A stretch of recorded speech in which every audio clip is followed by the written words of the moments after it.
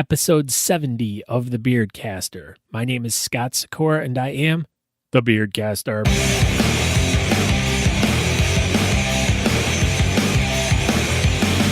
Welcome to a podcast all about beards, mustaches, and the bearded culture with all the fun stuff that goes along with it. It's about the facial hair lifestyle we live, from our daily lives and the world around us, and how we deal with life. So please join this fella, I'm pointing to me, as I share the stories about these people and hear how they are using their facial hair to do great and fun things. Thank you for joining me today. I am so happy to have you back. My name is Scott Sikora, but you already knew that because that was like the first thing I said when I introduced the whole episode and everything. So thanks once again for joining me. You can find out more information about the Beardcaster podcast by going to thebeardcaster.com.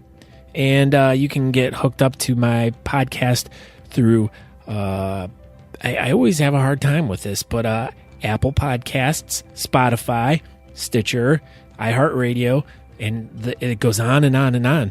And you can also get hooked up to me through all the social media things such as Facebook, Instagram, and Twitter, YouTube as well. And if you want to, you can just directly email me, scott@thebeardcaster.com. I highly suggest you do one of those things. Today's episode is an awesome one with Aaron Leff of the Mustache and Beard Social Club, which is out of California, and they're having their 7th annual Northern California Beard and Mustache Competition on Saturday, April 21st at 6 p.m. Now remember, that's West Coast time, so don't show up at 6 p.m. on East Coast time because you'll be way early. But it's at the California Automobile Museum this year, and it was all this really cool stuff we talked about. So please check this out. We talked about the event. We talked about the past events, how Aaron got involved in bearding and stuff.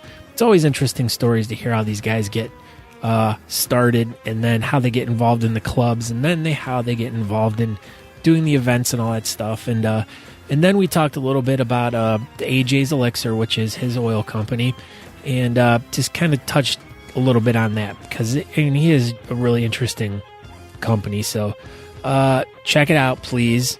I hope you enjoy this. It was a lot of fun talking to him. I really enjoyed talking to him. I really wish I could be out there for this event, but unfortunately I can't. So I'm trying to enjoy it through the conversation I had with him. So I hope you enjoy it as well. So now we're going to move on to we have to pick 2 winners for the my giveaways. But first, before we do that, I have to thank my newest Patreon pledger, and that would be hopefully I'm pronouncing this right, Natalie Johnston. Thank you for becoming my newest Patreon pledger. If anyone's interested in becoming a pledger or someone to help the Beardcaster out, you can go to thebeardcaster.com/Patreon, or at the top of my page. Let me look at it real quick. There is a thing at the top that says support. It's not for bras. It's to help donate to my Patreon. So please click on that if you want to. You can go to beardcaster.com and do that. So thank you, Natalie. That's what it is, Natalie. So thank you, Natalie, for being so gracious and such a good friend. So I thank you very much. So we're going to go now to, we got some fancy music now for this. So let's cue the fancy music, and here we go.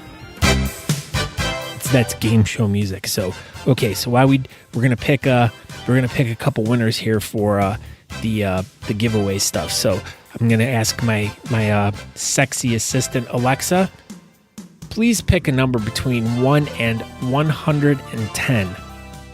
Your random number between 1 and 110 is 14. Number 14. Can you believe that? Are you about a size 14? Okay. 11, 12, 13, 14. Scott Barron. Scott Barron is winner number 1. So we shall send an email out to Mr. Scott Barron and see if he wants to be a winner today. So now we're going to ask my trusty assistant, Alexa, pick a number between 1 and 110. Your random number between 1 and 110 is 98. 98. Can you believe that? That's like almost 100, but it's 2 away. And let me hear. We're clicking. Oh my. 91, 92, 93, 94, 95, 96, 97, 98. Mark Lewis. I wonder if he's related to Steve Lewis. But Mark Lewis, you are our second winner for the Beardcasters prize packages. So I will be sending both of you guys a email and to get your addresses and stuff. And congratulations, guys! So keep your eyes peeled. So thank you guys so much for signing up. And remember, everyone, keep signing up. You can go to thebeardcaster.com/win to enter to win. We're going to be giving away tons of prize packs here. So, but okay, let's just get right into. Let's just get right into this episode now. It is a lot of fun. Check it out. Thank you, Aaron, for chatting with me. This is a good one. Okay, well, let's get into it and action. Tell me about what you had for breakfast today. Whoa, I didn't have breakfast. I almost never have breakfast. I'm not a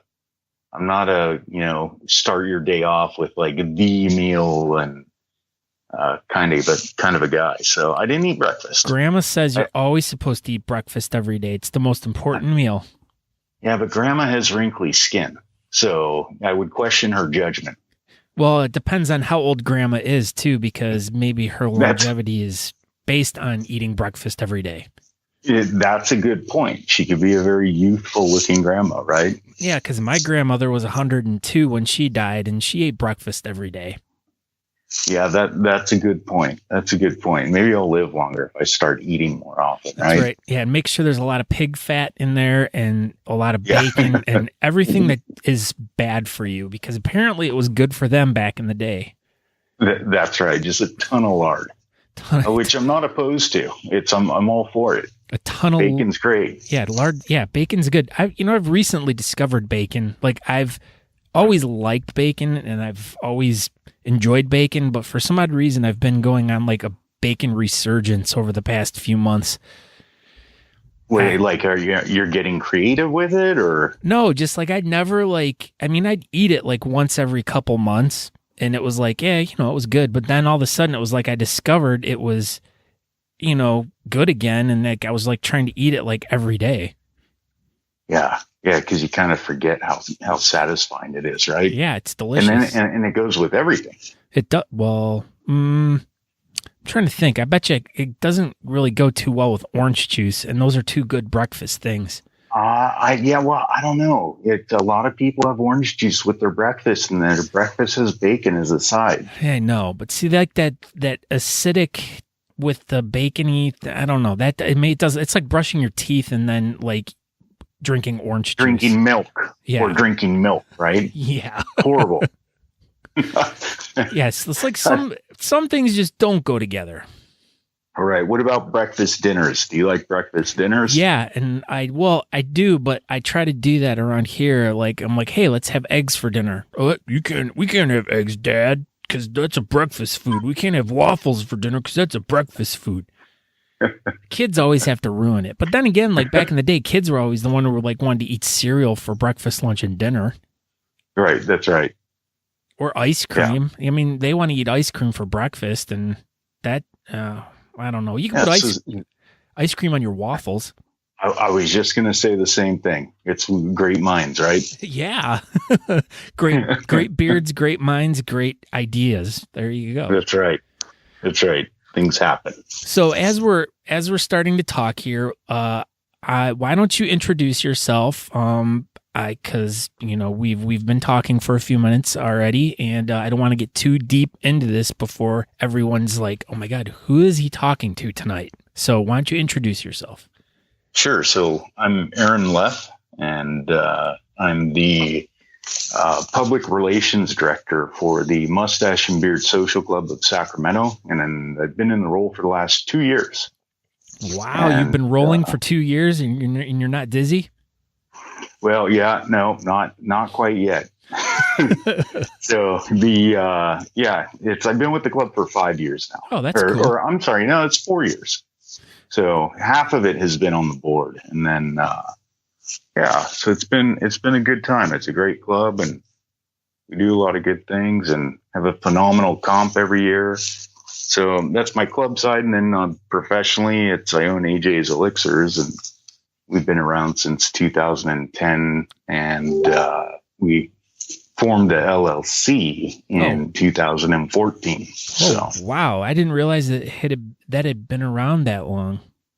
Yeah, it's been a while. I think there was a lot more effort put into it come 2014 when the LLC was formed, and that's when we started expanding things, and everything took off from there. So you're you're a hardcore, like you do. That's your job every day. That's my job every day. Yeah, I used to. I was in the corporate world for a very long time, and were you a hitman for the mafia?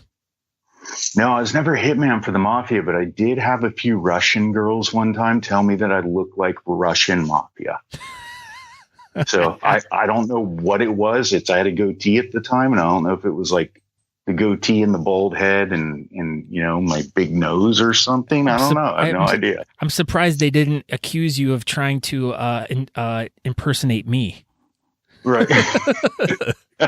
Right.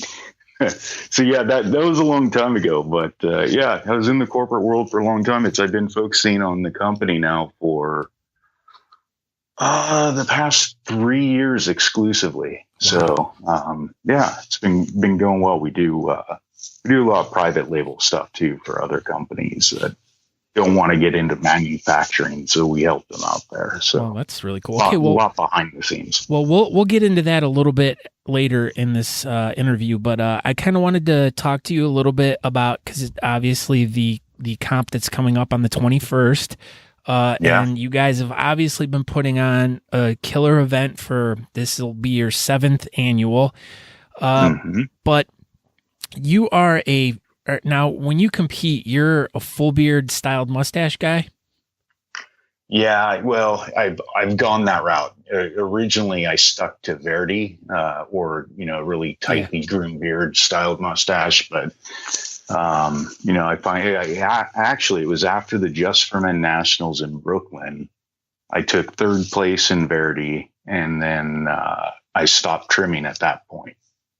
So that was a few years ago now that I haven't trimmed, and now I just clean up the split ends every now and then. And I've gone Garibaldi, full natural, usually under 12, and then full beard styled mustache. So that's my favorite. I've always been a mustache guy, so I like to stick to those groomed categories with the styled mustaches for sure. Those are my favorite. That's cool. Yeah, that's definitely, to me, it seems within the past 2 or 3 years, like mustaches are seeming to really work their way into like the full beards or the partial beard styles, and not so much as strictly a standalone. I mean, there are definitely a lot of standalone mustache guys, but it seems like a lot of the beard guys are starting to incorporate a styled mustache into their styles.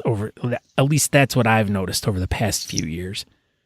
Yeah, I agree. It's pretty wild. And especially as you see guys going away from business beard and shorter, well-groomed beards. And, that used to be the largest category. And now it just seems like it's completely shifted. And guys are trying to find their zone and find where their sweet spot is. And they've gone larger over the years. It's really kind of a cool shift to watch. Yeah, definitely. And I've also noticed too that a lot of comps that, at least that I've been to, have been coming up or adding a full beard styled mustache or a partial beard styled mustache category into their mix over the past few years too, which is really cool because, I mean, it's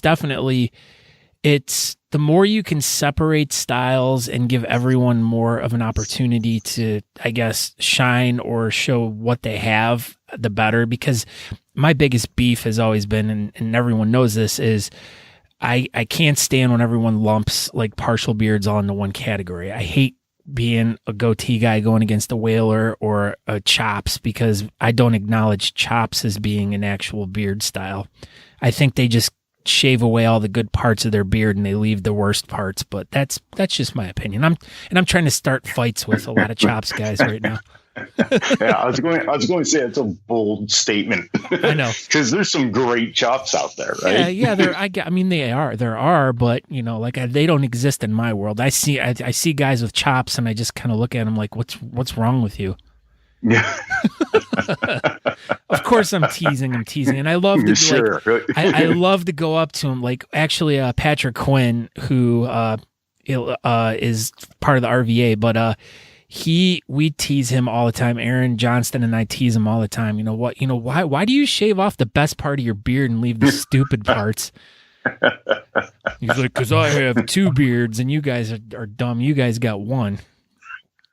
Whatever. That's a good point, right? He could go natural and groomed or freestyle and groomed, or all in the same time. Yeah. So I mean, they got points and everything, but yeah, that was my whole point, was that, I don't, goatee guys, there's so many different styles and shapes of goatees. There's so many different like variations of whalers. There's so many different variation of chops and stuff like that. And then over the years, they've all been lumped into one thing. So now it's cool that, they've been separated. But where I was going with this was, it's been cool that, you've had your full beards, and then now it's like they're giving the full beards a little bit more variation by adding the styled mustache to that, the playing field out there, so to say. So, but I mean, I think it's really cool.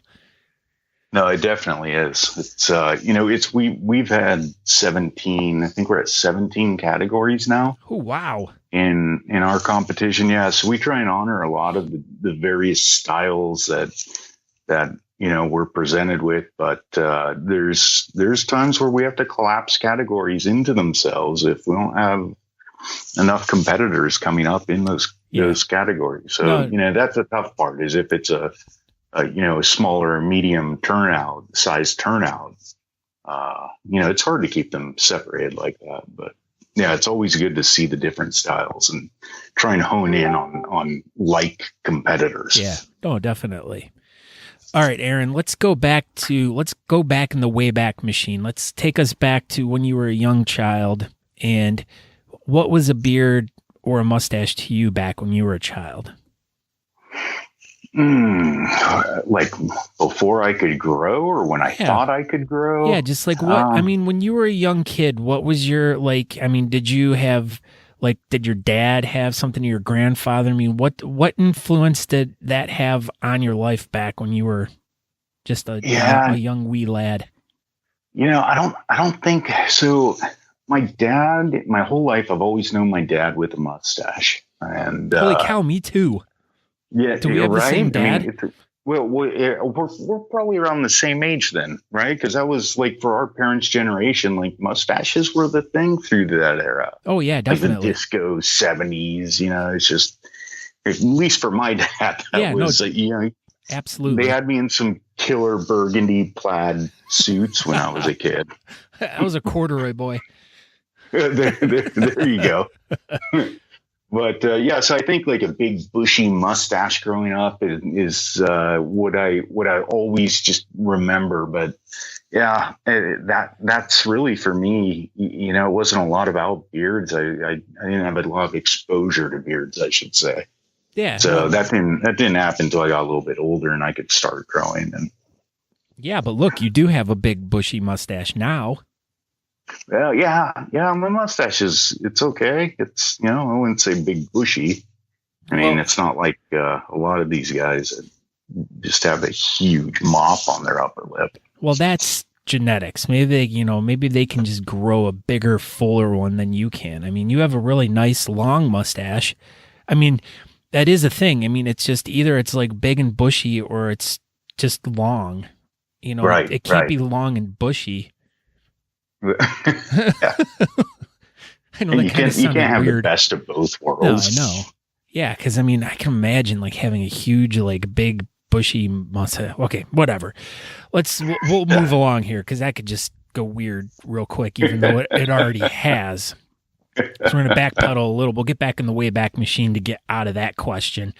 All right. But All right, so as you're growing up and everything, I'm sure like you were going through your early teens, and of course you get your peach fuzz, you shave your first time, and then you get into high school and you're graduating and all that stuff, and you start experimenting. Like, at what point did you like be like, this is something that I totally think is awesome, and I'm just gonna let it go and see what happens? It was when we would go into liquor stores and my friends would call me Uncle Aaron, and I would throw the 12-pack on the counter and they wouldn't ask me for my ID. And let me guess, you were like 18? Like seriously. No, I was like 16. Oh, shit. Dude, I had a friend exactly like you. Yeah, I was growing a beard and it was already coming in thick enough that, yeah, we would play that card. Now, obviously, the laws weren't as strict back then, but yeah, they would call me Uncle Aaron and I'd throw beer down, and so I grew a beard. Man, see, that's what I said. I had a friend who was actually my guitar player in my band back when I was in high school, and he was 2 years younger than me, and he had the hugest beard. I mean, he looked like Jesus, and he was like 16, and anytime we'd go out, he would just easily order a beer, and we'd all sit there and go, my God, we're going to get in trouble. We're going to get in trouble. No, never carded him. I mean, he was so confident, and we were just like, wow, but I mean, now he looks older than dirt. And at least I go, hey man, I'm older than you and you look older than me, but he still has got a huge beard too. But yeah, there's something about like, that genetics that you get when you can just like have an explosively amazing beard at 16 years old. I mean, geez.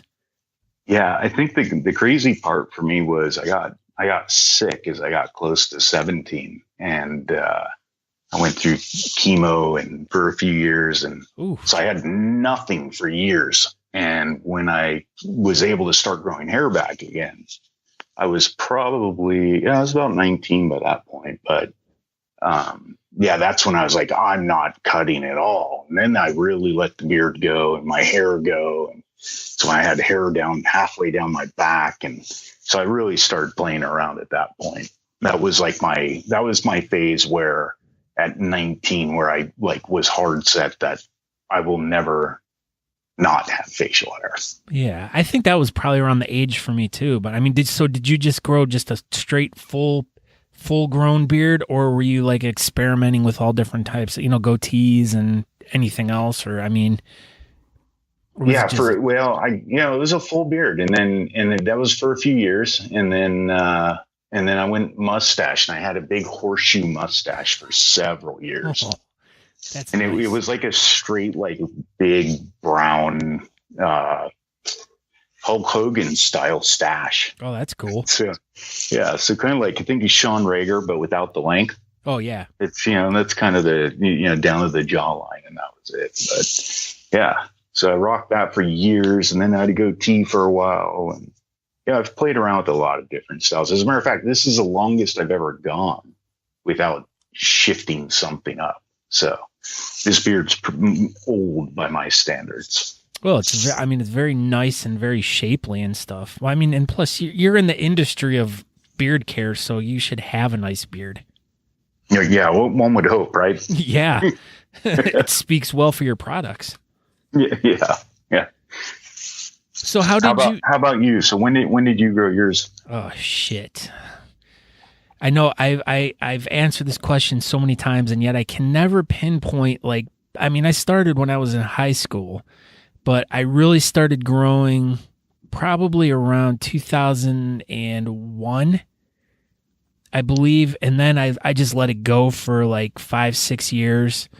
Actually I take that back. I started growing it like, and I'd only go like maybe six months, I think was the longest. And then I'd trim it, and I'd always screw it up, and I'd end up shaving it off. Yeah. Grow it back. And but I was always a goatee guy. I just always would, I never wanted to commit going full beard. I just never liked it. And, so then I think around 2003, I just let it go, and I grew it for 5 or 6 years. And it was real long, and I used to just braid it up all the time. And it was almost down to my belly button, but I never took care of it. And I mean, I'd shampoo it up, I'd braid it so it was like really tight and really neat. And, but it just was all like fried and I didn't take care of it. And like I've said before, there were products back then, but I didn't know anything about products. I mean, to me, it was just use the, regular shampoo that was in the shower and the conditioner, and, who cared what was in it? And, you just went with that, and, it was all damaged and everything. And then, so around 2009, I just completely cut it off, and I said, you know what, I'm just going to start over again. And that was the last time I shaved. So I just hit my 9th birthday on that. So it'll be nice. 10 years. But yeah, it's always strictly been a goatee. And I mean, on occasion, I've let the cheeks go and had a full beard. I think the longest I went was like 3 months without shaving completely, but I don't feel handsome. Like I feel at my optimal best looking when I have my goatee and I shave. Yeah. And wild. And plus I'm always, no, go ahead. What's that? No, go ahead. Oh, I was going to ask, it said that's 9 years without trimming at all? Oh, no. I've trimmed and trimmed. Like, I mean, where it's at right now, the length it's at is probably where it was at just shy of 2 years. I mean, it grew super fast. And then we're trying to trace this back a little bit, but I started on blood pressure medication, and it almost seemed like as soon as I started on that, it stopped growing. Really? Yeah. And so I was doing trimming and stuff, and so I was just taking out the split ends and everything, and it's pretty much at 5 years it kind of stopped, and then I've just been trimming. So it's maintained the same. It hasn't really gotten much longer, but it's definitely gotten fuller. It's still growing, but it won't go past a certain length. Yeah. So it's hit terminal. Yeah. But I mean, it's nicer though, because it's filling in, so it gives it more of a fuller look, and I like that better than a longer. I mean, I wish it would be longer, but I mean, best of both worlds, I guess, because it's still long, but it's thick and full, and it's getting thicker and fuller as time goes on. So I'm happy with it that way. Yeah, I'm a fan of clipping off the thinning ends, and I just think it not only does it lead to a healthier beard, but you get, like you said, you get that nice fuller look too when the wispiness is taken off. Yeah, so. Definitely. I mean, there's a lot of guys who have super long beards, but they just look like crappy because they're like Josh Black has like an amazing beard. I mean, his is thick and full. He doesn't really dense. Yeah, it's super dense, and there's like he doesn't have. I mean, he definitely takes care of his and cuts the tips and stuff. So, but then there's other guys who just have like super long beards, but it's like you could see right through it, almost all the way up to their chin because it's just super thin. Yeah. And I want to punch them. No, I'm kidding. Yeah.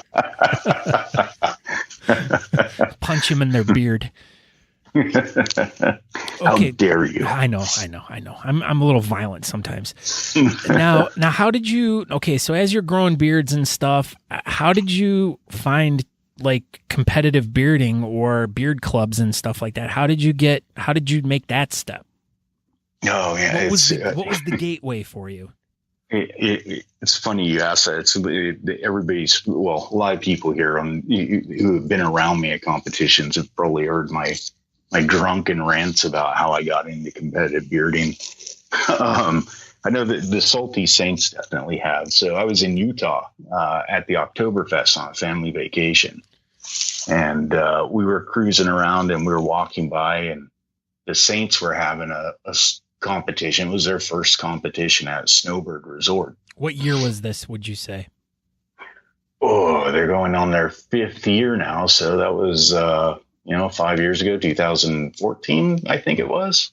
15? Yeah, no, I'm sorry, 13? There it was we go. 2013 or 14. I think it was 14.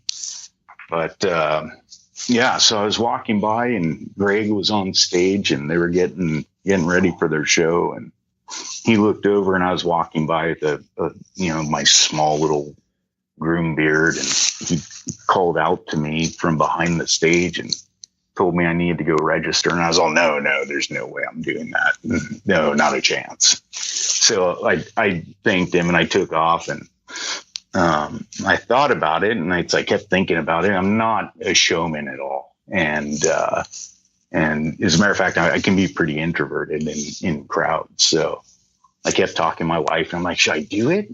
No, I can't do that. And she goes, yeah, just go do it. So I went back and I go, okay, well, you know what? It's for charity, so I'll suck it up. So I went over and I registered, and totally registered in the wrong category. And I'm standing there with all these big beards, and I was, oh man, I should have thrown my mustache up real quick, because I didn't have it styled that day. And so I'm standing in line, like looking at it. I notice that Greg's interviewing people as they get on stage. And I'm going, oh man, there's no way. My heart's starting to race. And I'm like, I cannot talk into a microphone. And they have this hillside of people just staring at the stage. So I'm looking for an escape route, right? And I'm looking behind me going, I can totally jump that fence. I can get out of here before they call me up. And right as I was trying to figure out where I could run off to and hide, and he calls my name and I have to go up on stage. So I run up there, I take my hat off, do a little bow, and that was it. So yeah, that was my first exposure, and that's all it took. From then on, like, everybody was so awesome. All the other competitors and the club, and it was just a really cool environment. I learned a little bit more about what the community does with charity, and that was it. That it sucked me right in. I think that's everyone's story. I mean, being called up like that, you hear that commonly, huh? Well, no. I'm talking about but meeting the people and how good they are, and It's like for everyone that has never been involved in it, it's like, it's like that they experience it, and then they're like, holy cow, I didn't realize this whole world was there, and they do all this stuff, and wow, and next thing you know, it becomes your lifestyle. Like, it's just, it's amazing.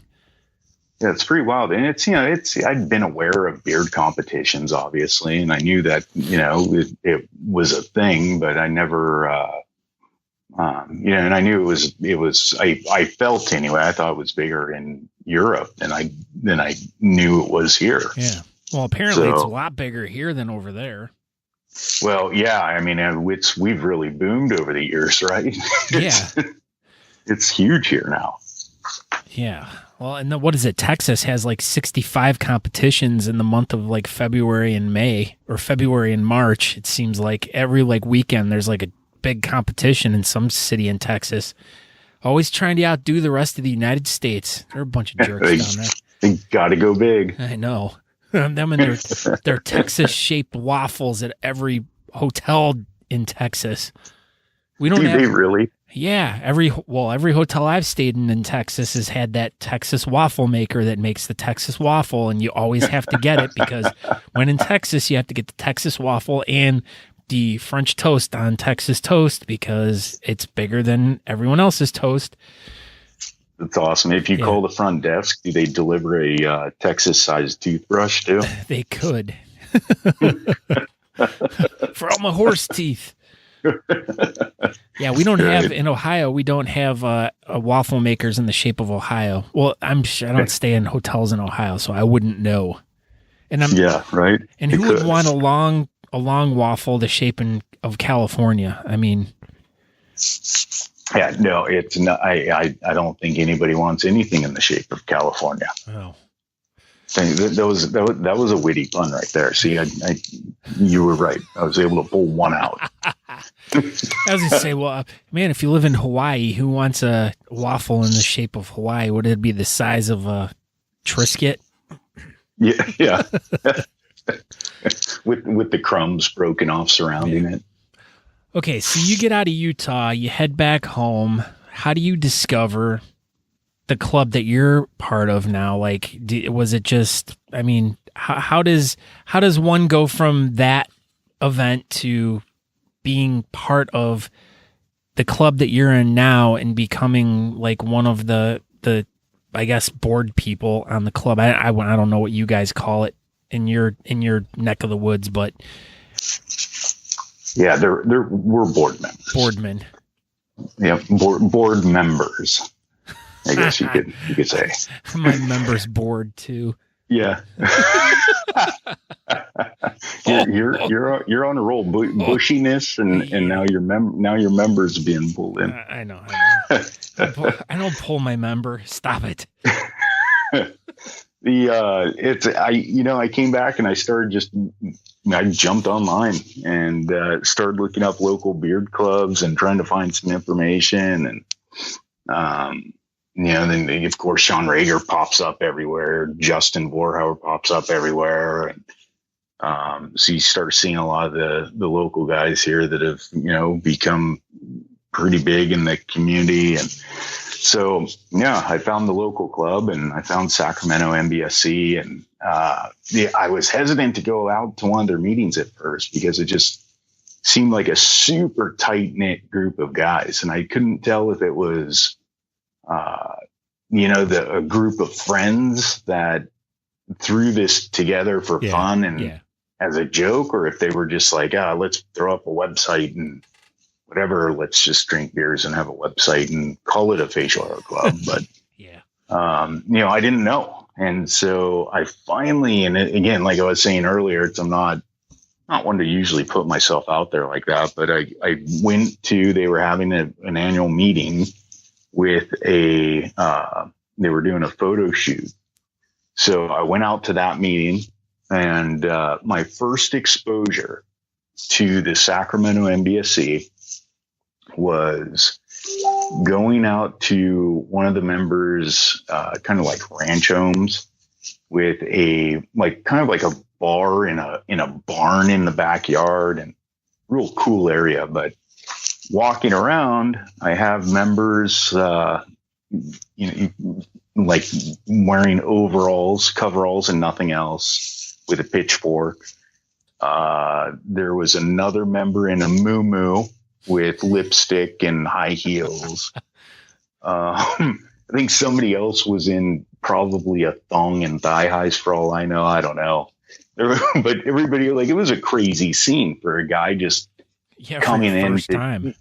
Yeah, it's your first time, right? You're coming in to check out this club, and I had no idea that they were doing this big photo shoot, and that they were all just going as all out as they could. And so it was a crazy exposure, but everybody was way cool, and it's like I felt like I could be myself with them, and they were all very welcoming, and so somehow through all that, I came back to another meeting, and I just kept showing up, and that was it. And then what leads you to become or to run to be a board member? Like, what, you wanted to really just be that involved in the club? Yeah, it's, I wanted to really dig in and give back. And I felt like I had some skill set from outside that could help us to achieve some of the goals we were trying to achieve at the time. And was that trapeze artistry? Yeah, no, it might have been a little bit of underwater basket weaving, though. Yes. I don't know about the flying trapeze. I don't think that was on the list. Hey, man, every beard club needs a flying trapeze artist. Right. But yeah, it's so I don't know. It just we had an opportunity. It's Trevor was in the role. It was a fairly new role at the time. Trevor was in the role, and he was stepping down, and so I figured I'd make a run for it and see if I could step into his shoes and try and help make some good decisions for the club. Okay, so you're the PR guy, the public relations guy. So what exactly do you do for the club? Well, so my role is to find new events and various charity events that we can take part in, and kind of monitor the reputation of the club, and to help to make sure that we have good relations within the community. And then within our local community as well to help to, get us out there and our name out there and within the local community and find different, benefits that we can help contribute towards. So yeah, that's the basics of it. So being on the back end, I help make, we all get together and anything and everything that the club does. We on the back end are all discussing it, and daily we're communicating with each other, making decisions for the club. Yeah. So, well, yeah, definitely. Cause you guys are all getting together and of course you're all talking, and right now you guys are planning this great event that's going to be coming up in a couple weeks. And let's talk a little bit about, the event you guys are doing, which, it's your seventh annual one. It's the seventh annual Northern California Beard and Mustache competition. Now tell me, give me the history on this event. Obviously it's been like going good that you guys keep doing it and it keeps getting bigger and better, right? Yeah. Every year it just keeps growing. Last year we had a little bit of a hiccup. We traditionally were out of the Sacramento Railroad Museum, so it was pretty badass. We had these huge trains and people all this, got run over.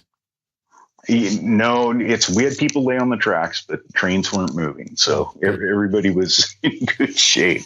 Although we got yelled at a few times for people, jumping into museum exhibits and doing things they weren't supposed to do with train steam stacks and whatnot. But were they trying to put their penises in them? Well, that's kind of where I was going. Oh, okay. But yeah. But sorry.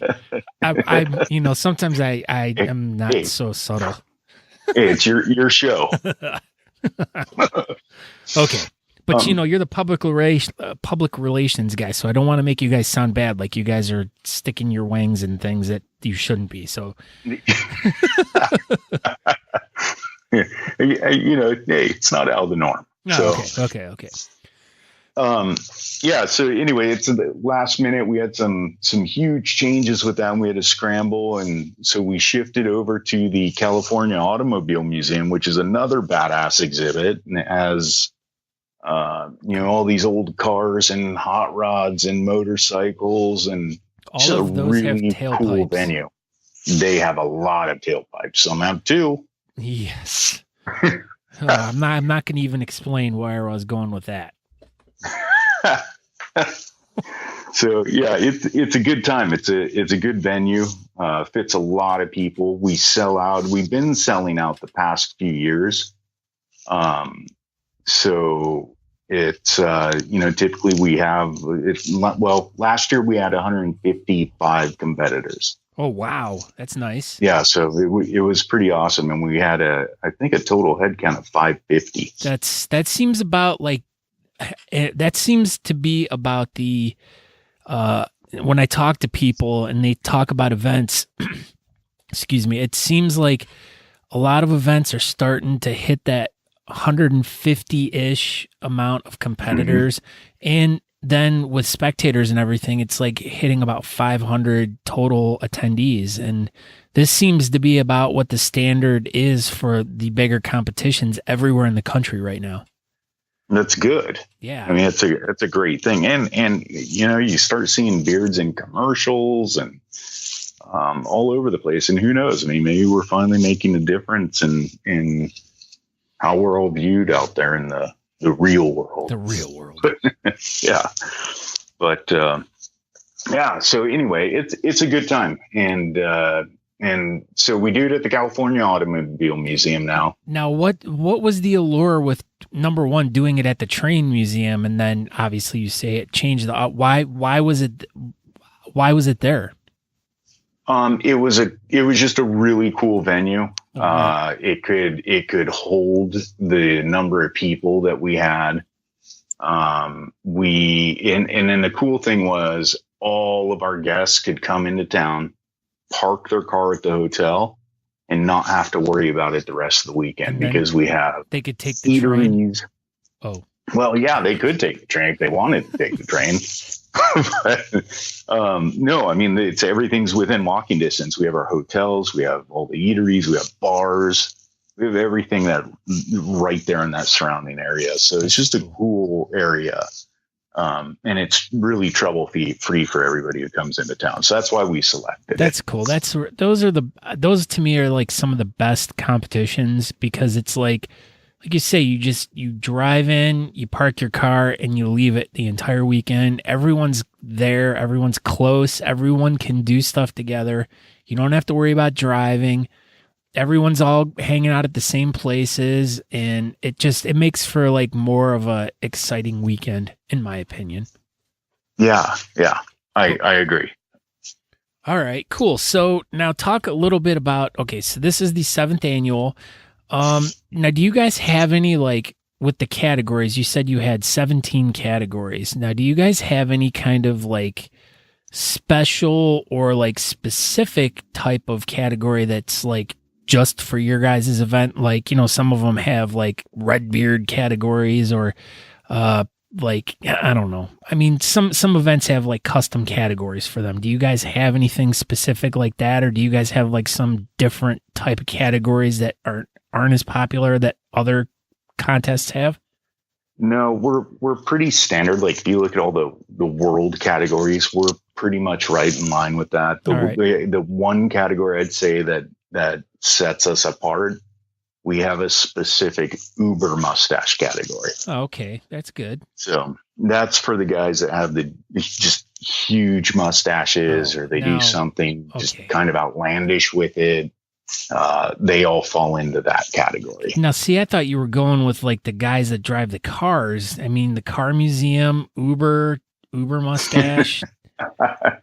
No, it's not for the drivers. Shit. No. Okay. Now I'm stupid.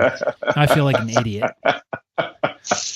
That would be kind of cool though, right? Bring your Uber driver in and get a free beer or something. Yeah. Or you can use my Lyft code, which is your mom 6969. So if you by some chance or happen to be in at this event and you need a Lyft, don't forget to use the Beardcasters Lyft code, which is your mom 6969. Yeah, that's the greatest code ever. So everyone's like, dude, that's a great. I'm like, I was really trying to get pen 15 and like I couldn't do it. Oh, it's awesome. How many people cock their heads and widen their eyes when you give them that? Well, I don't know. And the thing is like I forgot my login credentials on Lyft, and I can't even get in there to see how many people have used it. But everyone tells me like, yeah, we know your code, because I mean, hey, I'm like, it's a good one if you remember it. Even if you don't, it's just funny. It's hard to forget, and it's probably on a lot of bathroom stall walls, right? Yeah, your mom 6969. Right. Nobody knows that it's an Uber code. Yeah. They just think, or a Lyft code. They think that it's just an insult. Yeah. To them while they're pooping. Right. So the Uber mustache, which we've now determined that has nothing to do with the guys that drive the cars. Now that's cool. Yeah. I mean, do you usually get a lot of guys in that category? Yeah. I mean, we get a handful of guys. We'll pull maybe 5, 6 in 1,000? there. Holy crap! Oh, yeah, it's huge. It's Uber. It's uber competitive. But we get a handful in there. That's so cool. It's not bad. It's a good category. It's a fun category. That's cool. And I'm gonna probably guess the Whiskerina category always is probably one of the best ones, right? Yeah, of course. That's always my favorite too. We have 2 Whiskerinas, in fact. That's it. So we run. Yeah, that's it. Unfortunately, wow. I'm sorry. We have a lot. Okay, now let's take that one back. You have 2 Whiskerinas total, or you have 2 Whiskerina categories? No, two Whiskerina categories. Okay. Literal Scott was taking this all the wrong way. No, I thought you had like Uber mustache Whiskerina. I thought you had all kinds of categories for Whiskerinas. Now see, okay. No, that's category. All right, cool. This is good, because now we're getting real specific here, and people I'm sure that are listening were going, oh my God, they only have 2 Whiskerinas allowed in this event. No, we have two different. I'm sure to win. Category. Yeah, there you go. Yeah, two Whiskerina categories. We have a realistic and a creative. Awesome. That's cool. Yeah, it's very cool. And then, of course, the creative is always really fun, right? Yeah. Do you guys get a lot of tribute beards out there?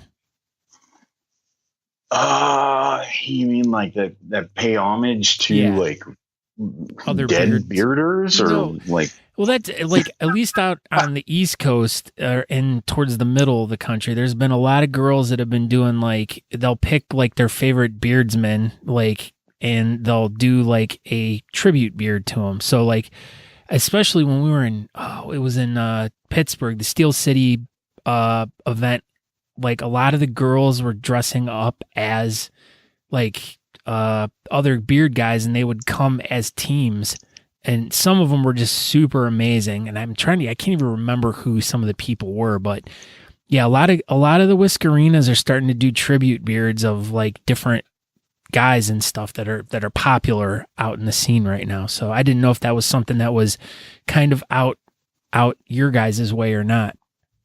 No, it's, there's been a few, I don't know that it's become a thing. I know my wife, like, so I finally talked her into doing it one year, and she did a Make-A-Wish Foundation, like a blue and white, homage to Nate. And, so she had these two big blue and white chops coming down. Oh, that's cool. And then we've seen, let me see, I think, a couple that have done like Rager's mustache and all right, yeah. We've had a couple. We haven't had a ton though. It's not like it becoming a category in itself, Yeah. Hasn't been that many. Yeah, I know. Well, I mean, usually that's the girls doing the realistic. That's how some of the girls out here do their realistic, is by doing the tribute beards. But I'm sure that's pretty cool. I'm sure you guys get definitely in the creative, and you probably get a ton of girls into that one, right? Yeah, for sure. And so that's interesting too, because I haven't been to a lot of East Coast competitions. I want to start doing that this year. Holy cow. Just went to New Orleans, but see, I haven't been to any West Coast ones, and I'm dying to get out there. Like I've been to so many a bunch in Texas, and then from Texas over to the East, like I've been to a ton of them, and I want to go to the West Coast so bad, like, cause I think you guys do everything awesome out there. Yeah. Thank you. You should come out then April 21st to the California Automobile Museum. I know of a great comp. Oh, really? Sweet. Well, I don't know. I really wish I could, but I might have to take a rain check on that, and maybe next year come out to it. Yeah, it's a little close, right? Yeah, well, yeah, it's not bad. What's that? It's not bad. Oh yeah, what, 2 weeks? I think we're only 2 weeks out. Maybe if I start walking now, I could kind of make it there.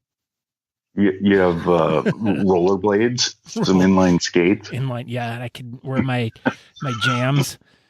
Yeah. you're what are those, the heelys? You ride on your heels the whole way here. Oh yeah. All right, so okay, now that we've talked a little bit about the categories, definitely every competition always is sporting some amazing like judges, and I know being on with belonging to a club and being on the board, you guys got to sit down and really try to figure out who is going to be the who's who of the judges for your event. And I know especially now you guys are 7 in, it's probably getting harder to really pick, because I'm sure your guys are trying to pick new people every time. And, yeah, you want to make sure that you have qualified people, and because, you guys definitely take it seriously, just as all of us do. But now who are some of the, who are the judges? I mean, I'm looking at the list right now, and I know a bunch of them. So let's go through who the judges are and why you picked them. Yeah, sure. We always pick our judges. The people, like you said, they're going to be qualified, and we know we're going to be real fair and consistent. And we try to pick people that are well respected within the community, and then we try and pick from a range of different categories to make sure that everybody is pretty well represented. That's the word I was trying to get out of my mouth. You beat me to it. Damn it. So yeah, we always have, we'll have Whiskerina this year. That's Jocelyn. And so we're excited to have her up there. She's pulled out some incredible beards herself. What was that? She's pulled out some incredible beards. Okay. Sorry. And then we have Casey and from Combs and Lillibridge. So he's been he's had his beard long. He's had it now in business. He's been sticking in the business category now for a while, but he has a great eye. And he's well respected out here as well. He just has one eye. No. Did I? No. You said he has a great eye. I thought maybe. Oh, sorry. No, I missed it. No, he's going to be. He's going to be bringing both eyes with him to this event. Yeah, there you go. Okay, I'm sure he can say "R" better than most of us. Okay, good. I just want to make and sure. And we make sure that they have enough beer to do that. So. Okay, good. We have Matt McGregor, and so from a freestyle standpoint, he does some awesome things. Then we have Al Underwood, who from, you think about Musketeers and also in the Uber stash type of a category, he would fall into that. Also, he's out of LA, very well respected out here as well. Yeah. I believe I met him at Worlds. He was a real nice guy. Yeah, he is. He really is. So all of our judges are always so awesome, and everybody is. But then we have Paul. Paul comes back to us every single year. We bring Paul in. He's like a boomerang. Is he Australian? Yeah, no, he's from Santa Cruz, and that's kind of Australia. Down in that area, right? Yeah, part kangaroo. But Paul's pretty awesome. So he's a lot of fun to have around, and if you ever run into him, it's you've got to run corn mazes with him. He's a good time in corn mazes. He can fill you in on that some other time. Out here in Ohio, we call them mazes because okay, I can see that. Because that's another name for corn is maize. Yeah. Okay, and continue. Okay, and then we have Allie, and so Allie always comes out. She's from LA too. She's a great eye. She's been a primary judge, and then she comes out too. And what will happen is we can always depend on her if we have, let's say, a conflict of interest and somebody the judge is related to jumps up on stage, then we pull that judge off the panel. Oh, okay. Like an alternate category. Judge. You got it. Yep. Because we want to make sure everybody has a fair shake. So, and that's pretty important to us. And that's another thing that I've been noticing at least the last, I think, 4 or 5 competitions I've gone to where there have been like alternate judges that they bring up just to make sure that if there's someone's wife is coming up, then they'll pull that judge off and then they'll put the alternate judge up there. So they have, I think that's a really cool idea too. Yeah, I actually like hearing that's happening more frequently or across the board because it is. I mean, that's a lot of upset people if you don't do that. So just punch them in the nuts and tell them to shut up. You'll take your score. You'll take it and you'll like it. Right. I'll smack your dumb beard. So that's our judging panel this year. So we're pretty excited to have them all come out, and it'll be a good time. That's really cool. Now other than your judges, who's the charity for? What's the charity this year for this?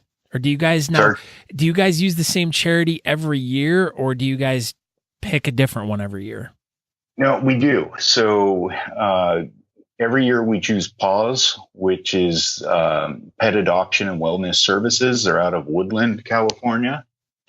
And they're just a really cool animal foundation. Like their name says, they help rescue and give animals home and good medical care. But anyway, so yeah, we always pick them, but then we'll do, like, if we pull a 50-50 raffle or other events throughout the year, other fundraisers, we'll bring in other charities and rotate in some different ones as we go throughout the year.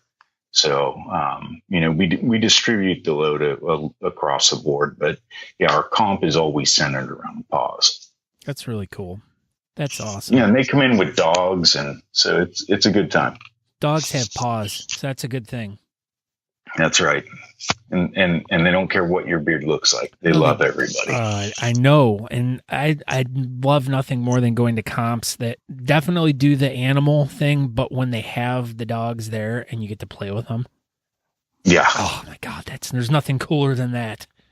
Unless it's a puppy, right? Because then they like to chew the beard, and that sucks. And that's what I'm going through right now, because we got one around Christmas, and he's finally chilled out, but now he's at this, like, we were watching some TV before I started talking to you tonight, and I have to put a pillow on my chest because he jumps on me, and, like, he'll jump on my beard, and next thing he's, like, pulling it, and, yeah, there's little dogs, like, find ways to, like, hurt you, and I don't like that.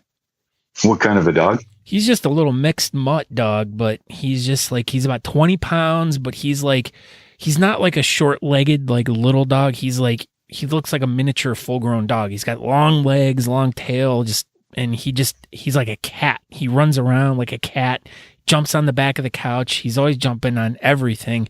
He's jumping on my beard like every 5 minutes. He's a little jerk, but oh, he's great. I love him. We just got a puppy not too long ago, and oh man, he finally, the day he got out of that teething stage, I was so happy. He was just shredding my beard. I know. Just destroying it. It was horrible. Oh, puppies are jerks. They're cute, but they're jerks. Yeah, but I think that's why they're so cute, and that's why they have that amazing smelling puppy breath. Oh, yes. Because if you overlook anything bad that they do, because you gotta love that. It's way better than my mom's 10-year-old lab breath, because it's like rotting from the inside out breath. It smells like horrible. Yeah, well, my lab used to clean up the yard after himself, so he would come back in and actually have like his crap smeared between the cracks of his teeth. Oh, that's cute. Yeah, that was fantastic. And then so you want to talk about bad breath? Yeah, that was horrible. Yeah. Gotta love them. Yep. All right, and then you guys, I see Jeffrey Mustache is going to be your photographer.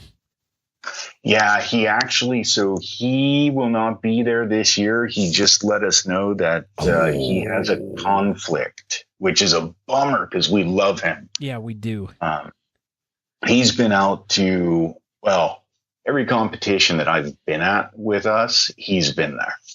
Mm. So this is the first year I'm aware of that he's not coming. He's a great friend of the club, and so we're bummed with it. So we'll definitely miss him. But we have another great photographer, Lauren, that will be there, and she will have the event page updated with her information soon. She'll take some fantastic photos with some really cool looking backdrop that is a real backdrop, and you guys can wait to see the portfolio to check out what that looks like. It's going to be pretty cool. That's really cool. And then I also see you guys are doing the tintypes as well. Yeah, Dan Herrera is awesome. He comes out for the tintypes and he sets up and he does it there on the spot. He'll be set up in our green room. Okay, and I'm assuming everyone, and as I know, as it's been at every event that he's been at, that we've been at, make sure you make an appointment, right? Yes, absolutely. That is like top-notch key thing. Make sure I'll put a link to their website and stuff so you'll be able to get a hold of them, but make sure you make an appointment, or when you get to the venue or whatever, make sure you make an appointment. Yeah, no, that's a great call out. Thanks for mentioning that. It's funny because I haven't even been able to get with him the past several years, and we talk every year, and we say, okay, I'm going to sign up early, but then I get caught up in club stuff, and just never Yeah, happened. you So get I need to sidetracked. catch him one of these days, in his studio. Yeah. Well, that's really So yeah, cool. he gets backed up. So yeah, good call. Definitely get with him early. All right. Now, let's as we've talked about the event and everything, I see you guys are doing a couple pre-party things. Now, I just caught this one, the on Friday night, the Super Trooper pre-party field trip.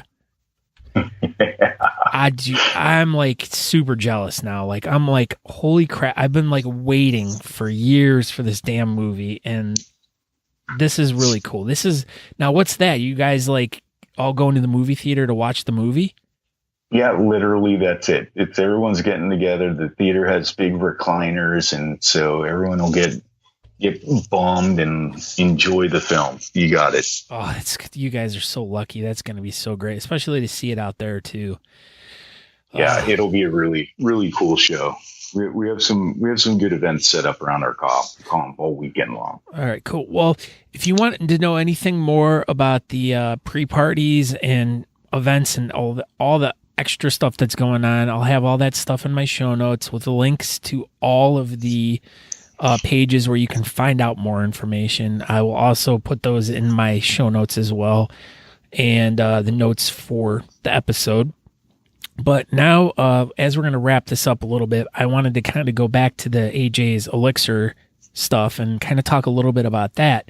Now, how did you get, like, I mean, like you said, this is what you do for a living, and I totally admire the fact that you were able to succeed as much as you have and make the commitment to, quit your quote unquote corporate job or whatever and commit to something that you loved, something you believed in, something you did really well, and you've been able to maintain and grow.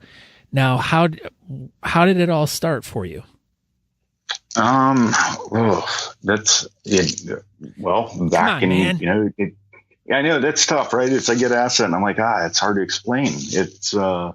It started really with my mustache styling, and it's kind of probably a common story you hear all over the place. But I, always did my own mustache, and I made my own wax. And from there, I had family and friends who have skin conditions, psoriasis, eczema, and so started playing with different soaps and lotions and creams that could help their skin out.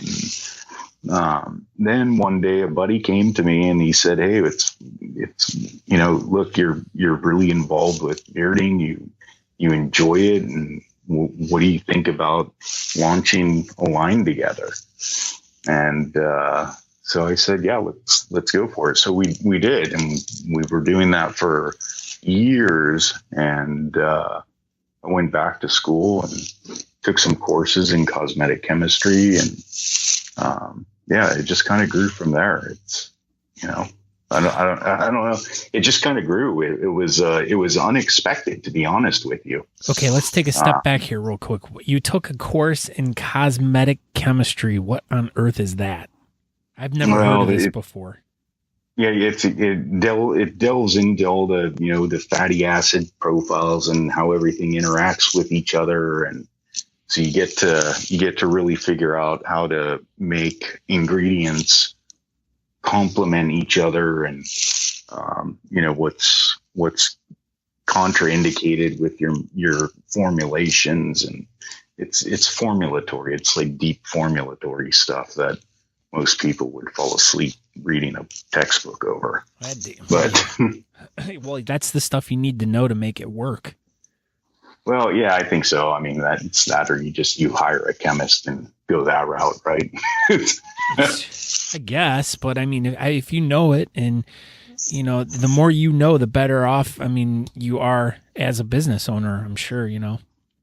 Yeah, that's the tough part, starting off solo and by yourself. I actually had a partner for a while, and then I bought him out in it's been, I think, 2 years now. So so it's owner operated businesses it's a lot of work. You kind of you're everything at that stage early on in the business. So. But yeah, we expanded and we grew, and we got into beard products. We expanded our shave lines, and now we're going deeper into looking at women's products as well. And so we have a lot of fun stuff that's on the horizon that we're looking at branching out into. That's really cool. Now give me what's your most popular product you have? What seems to be the one thing that everyone wants? Our Cologne bar of soap, like without hesitation. Everybody loves that bar. Tell me about it. Sell me on it. It's it's a natural bar of soap. It can be used as a daily beard wash. Basically, it's we use an old traditional soap making method where we use tallow, so it's not vegan friendly. Whoa, what is that? Tallow is basically rendered beef fat. I mean, if you break it down, it's rendered beef fat. But you mix it with the lye and it neutralizes that, right? So all of that is. Well, you say right, like I know that, like I was in that chemistry class with you. I know. That's why I tried to go high level over that stuff. That's why I tried steering clear of it. It's basically when the oils are turned into soap, it's called saponification. When it's turned into soap, then it's no longer as scary as it sounds. But yeah, so that's how soaps traditionally were made. It lends to a nice hard bar that's very creamy and rich. And then what we do is we load it with a lot of botanicals, and then on the back end, after it becomes a soap, we load it with a bunch of oil. So it's called super fatting. We add a bunch of oil on the back end. And so it makes it so that it's a great daily use bar, like a hair bar that you can actually shampoo your beard with and not dry out your hair or your skin. And it leaves your natural oils intact and leaves you feeling light and fluffy and clean and amazing. Wow. It does sound nice. It is. It's a really good bar. My beard feels light and fluffy through just hearing about it already. Okay, now if someone's interested in buying a bar of this soap, where does one go to purchase this? So they can go to www.ajselixirs.com. Everything's right there on the website. And I will put a link in my show notes as well. So all you got to do is just click on it. But if by some chance you have really good memory and you want to remember that ajselixirs.com, you can and just type it in. What else do you guys do? Like special like scents or products for like the holidays or anything? We don't really go down the seasonal path. Ooh, we have a core. Yeah. Well, yeah. And we don't really do sales either. So we believe in our products and we stand behind them, and we use really high end ingredients. And so we feel like we've priced them appropriately for what they are. That's cool. And so yeah, we don't really flex on that road. Like we don't do Black Friday sales. We don't really do all that. So,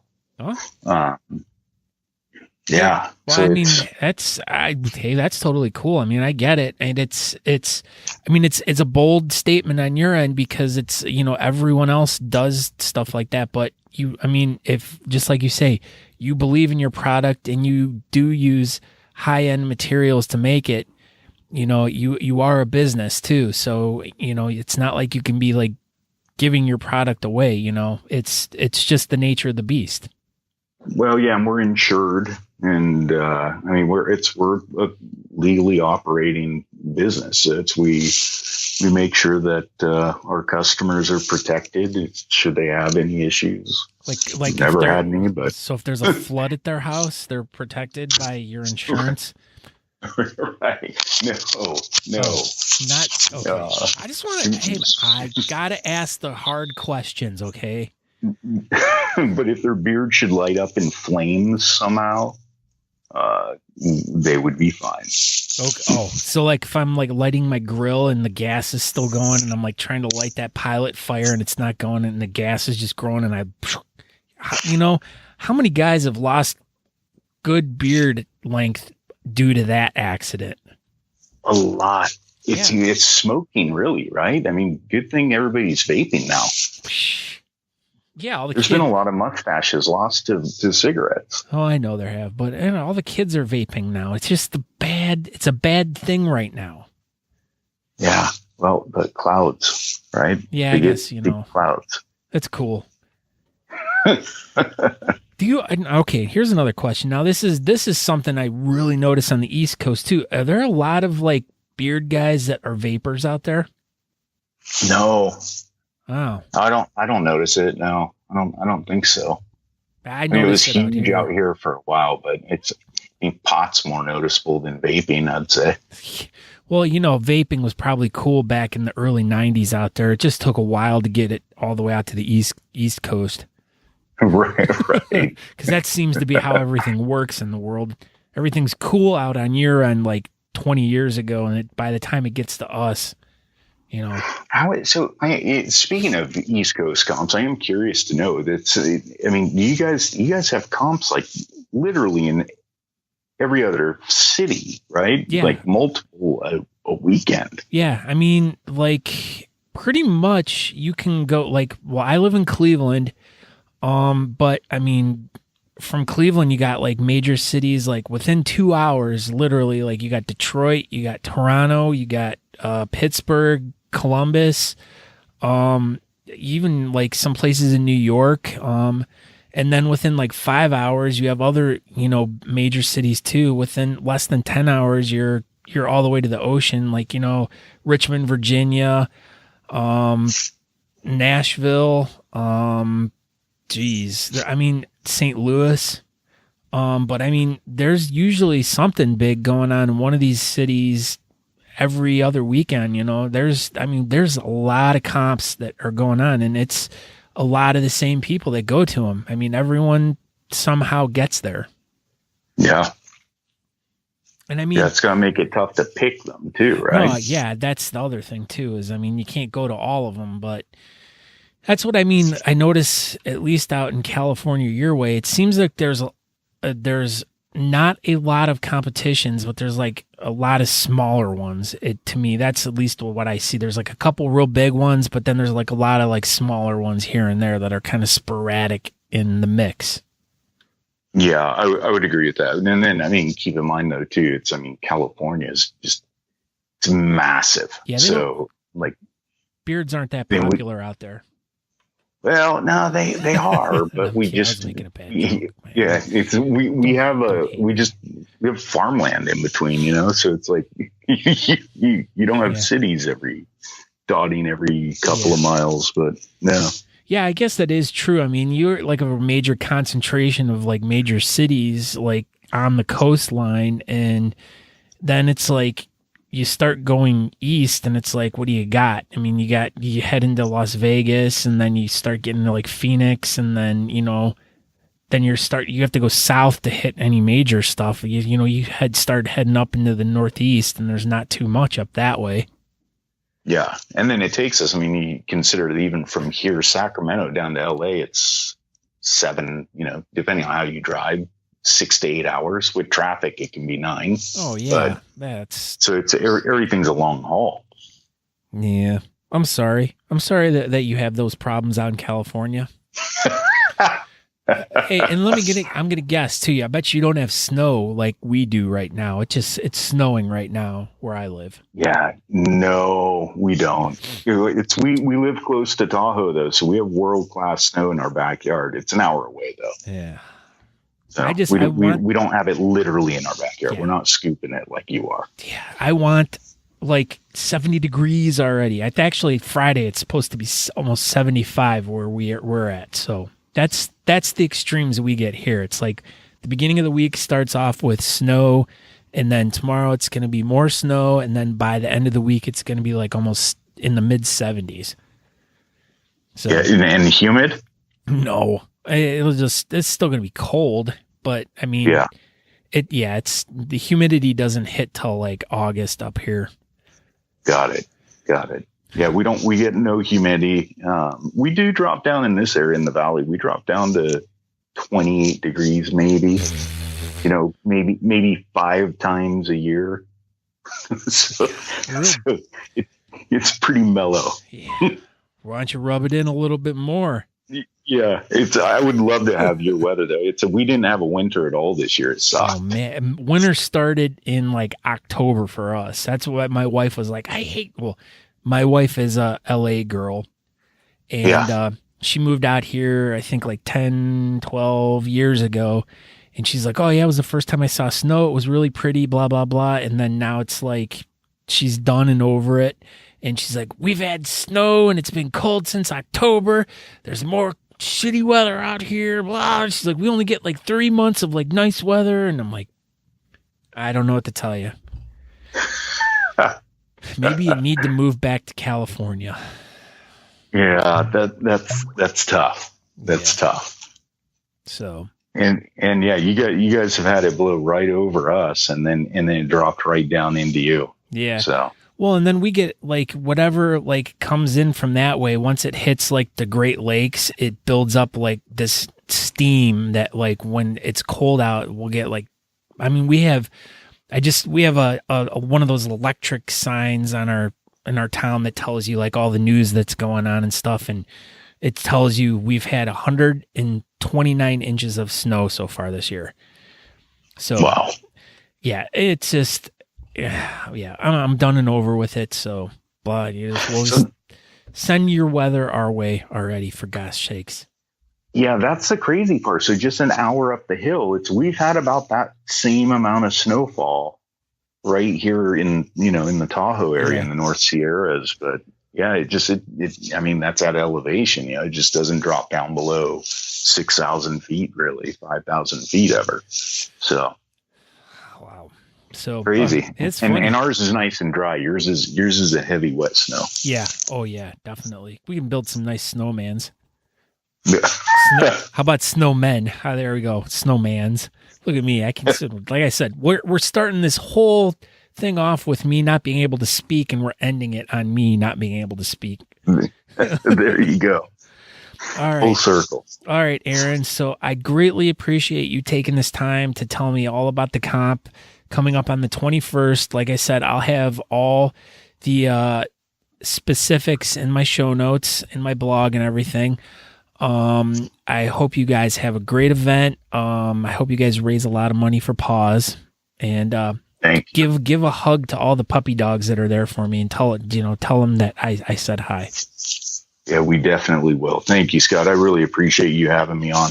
Oh, I've been wanting to I've slowly been migrating my way out to the west coast. I keep getting that Crystal Davis girl. She keeps corralling me out that way. Yeah, and, Crystal's pretty awesome. Some days she's fun. Yeah, some days. I kid. She's one of my favorite people in the entire world.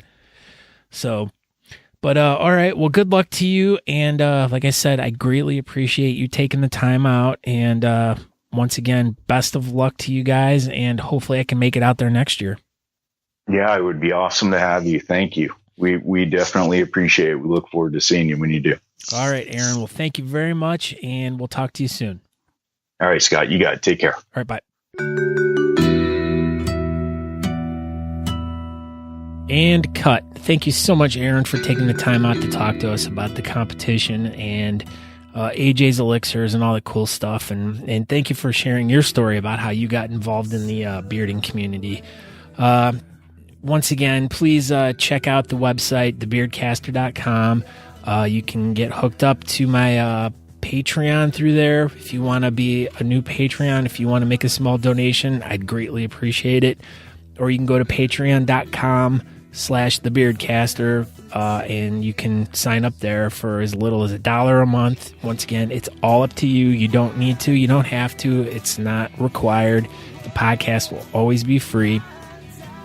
And let's see, don't forget to go to the website, like I said, thebeardcaster.com. You can subscribe via Apple Podcasts, Stitcher, Spotify. There's all these different things in there. So if you want to do that, and don't forget to check us out on the social media platforms, Facebook, Twitter, Instagram. I know.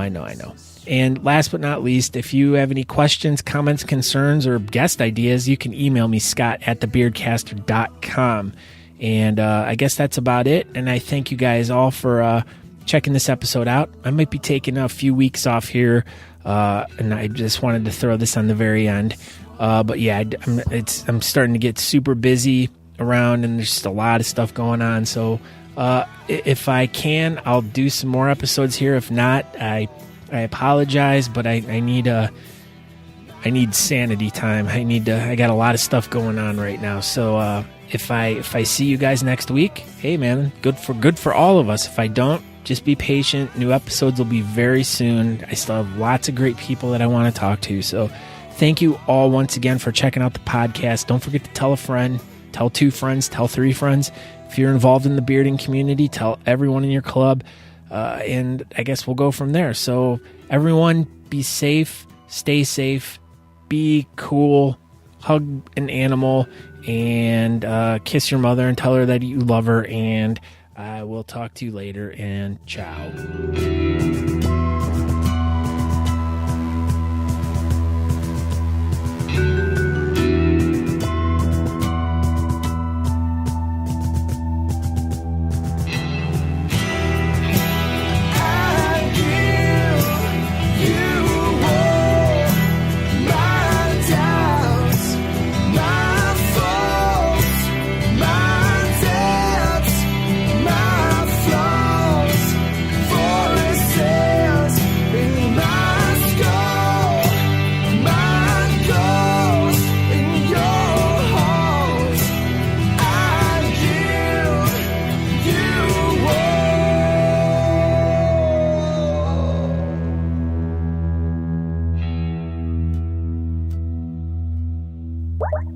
Oh my God.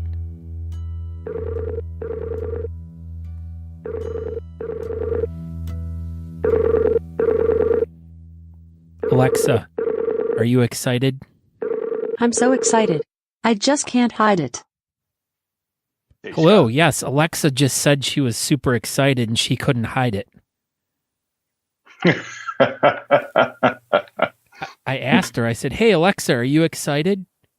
I'm not excited. Did she sing it to you? No, she, I have it hooked up to my recorder, so like I can just ask her stupid questions. Like, unfortunately, as I was just realizing it, you cannot hear her, but I like doing that. I'll just ask. And in fact, I think on my last episode, I asked her a whole bunch of jokes, and I forgot to actually put her responses in there. So I was asking her, tell me a good Star Wars joke. And then as I was listening back to my podcast, I was like, oh shit, I forgot to put her response. So I was the one that sounded like the idiot at the end of the day. You're telling yourself jokes and not even giving yourself the punchline, right? That's, hey, it happens. Yeah, we have Google Home, and it's not as fun, I think, as Alexa and some of the others. Well, I beg to differ. Have you asked Google to do Star Wars trivia? No, that I have not done. Dude, that is insane. That is like the best. It's like a freaking like game show. Like it's all like super produced and stuff. It's actually actually the people from Star Wars made it. So it's like super fun. Like my mom and dad have the Google thing, and like every time I go over, I'm like, oh my God, I get to play. And they're like questions that are like super hard, and like questions that are just like all over the place. And like I'll do like Alexa has like a bunch of different Star Wars trivia things, and she'll do them, but they're not that she has the same questions over and over and over again, so it's just kind of boring.